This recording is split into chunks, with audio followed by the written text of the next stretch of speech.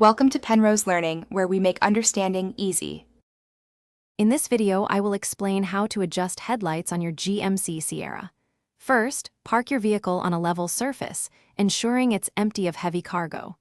Next, check your tire pressure to make sure it's at the manufacturer's recommended level. Finally, gather your tools, which will likely include a Phillips head screwdriver and possibly a Torx bit, depending on your specific model.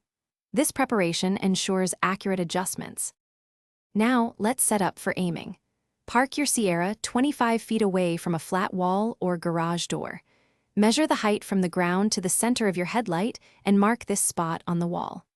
Then, measure 2 inches down from that mark and draw a horizontal line. This lower line is your target for the top of the low beam pattern. Under the hood, locate the headlight adjustment screws. Typically, there's one for vertical adjustment and sometimes another for horizontal. Use a Phillips head screwdriver to turn the vertical adjustment screw. Turning it clockwise usually lowers the beam, while counterclockwise raises it. Adjust one headlight at a time, aiming the top of its brightest point to the 2-inch lower mark on your wall. Once both headlights are adjusted, verify that both your high and low beams are properly aligned. Take your GMC Sierra for a test drive on a dark, level road to ensure optimal visibility and that you're not blinding oncoming drivers.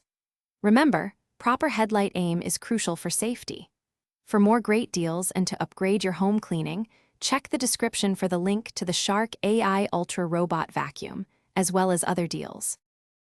Thanks for watching. If this was helpful, leave a like and consider subscribing. See you next time.